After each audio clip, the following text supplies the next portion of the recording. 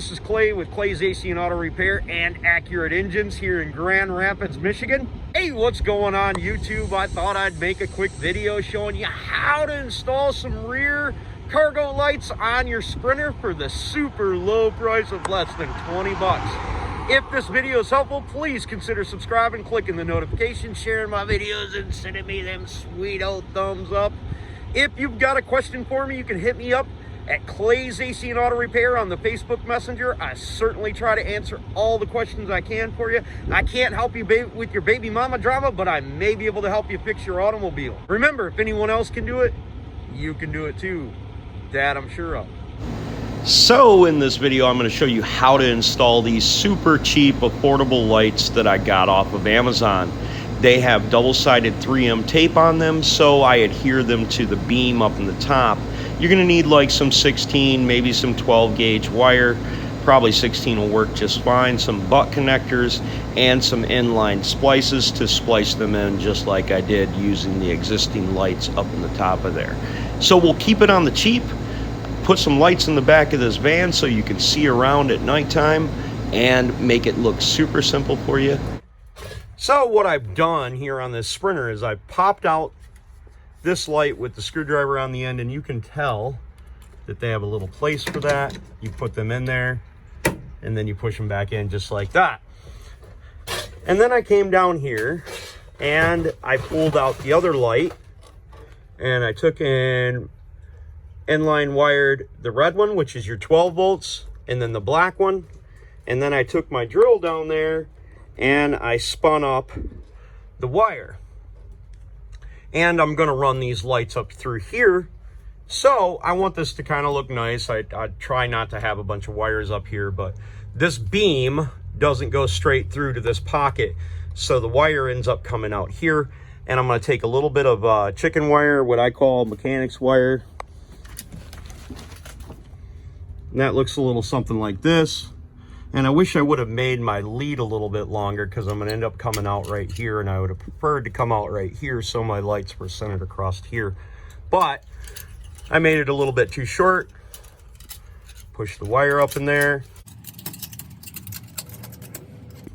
Then it'll protrude out through there like that. And then I can pull it through. Now, the object is when you put this wire together and you want to pull this wire through here, make sure that you make it like a loop so it connects right here. Don't do it like this, do it like this, and then just wrap your wire around there, and then we should be able to pull it through. Now I've got it wrapped on there. I also took black tape and put it over my red one. My light is off, so I don't have to worry about power, but then that way, because I'm using black wire, I know which one's the positive and which one's the negative. When you're making these and using these type of connectors that I'm using, one end is blocked off and one is not. I want to make sure that my wire runs congruent with my wiring loom that's coming into the back of my light.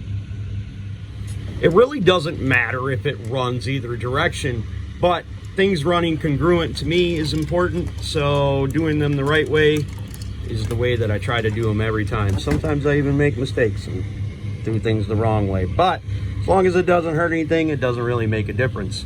I just take a little bit of pride in the work that I do, and you can too. After I use my drill to turn my wires together to make a braid, I take a piece of electrical tape and I put it on the end, and on the end of here I hold it during the process so it doesn't unravel on me. It's more than likely not going to unravel on you totally anyways, because it's metal and it's shaped to itself now. But it sure does look pretty. Now once that's through there, I can butt connect my black wires. I can reinstall my factory light that doesn't work for crap or have any light put off, and install my LEDs. So we'll check that out when I'm done. Okay, since we're just not exposed to the elements like other situations, we can just quite simply use some butt connectors. You leave about 1/4 inch sticking out, and then you stick the butt connector in there and you crimp it. These are the type of wire strippers that I use to make the ends. Okay, we can't leave that open circuit at the end, so we're going to put some electrical tape on the end of there to make sure it doesn't ground out. So if you use the same kind of lights that I use, make sure you stretch the electrical tape around there, especially if you're in a varying temperature climate like us in Michigan. By stretching the electrical tape around there, it will ensure a good seal, and you can use electrical tape so it doesn't accidentally ground out to the body, which it shouldn't because it's painted, but you never know, so better safe than sorry.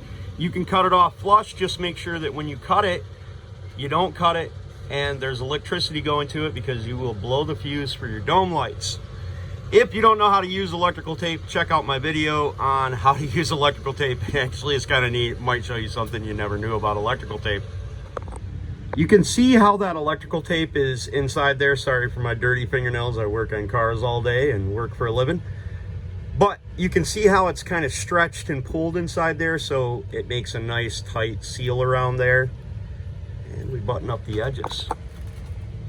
So, as you can see, they're all mounted down there, and we're going to turn them on. Now, if I was doing this as a paint job, and I did this for these folks because they seem to be really nice, I probably would have mounted these on its own separate switch, and I would have put a potentiometer so I could dim and lower the lights.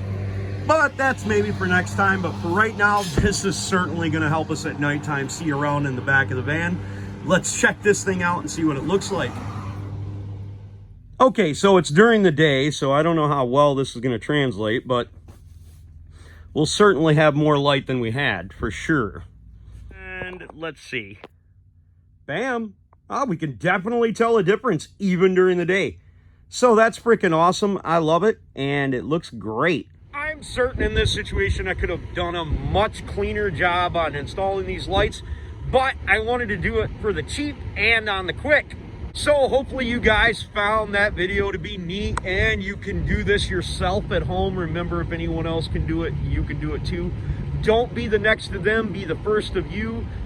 Remember, want to consider subscribing? We greatly appreciate it down here. And if you need any help with that Sprinter in the future, there are certain things that I will do for the public, even though I don't need any work. You're more than welcome to ask me anytime on Clay's AC and Auto Repair on the Facebook Messenger. I certainly try to help out folks when I can. God bless you folks. Have the best of days.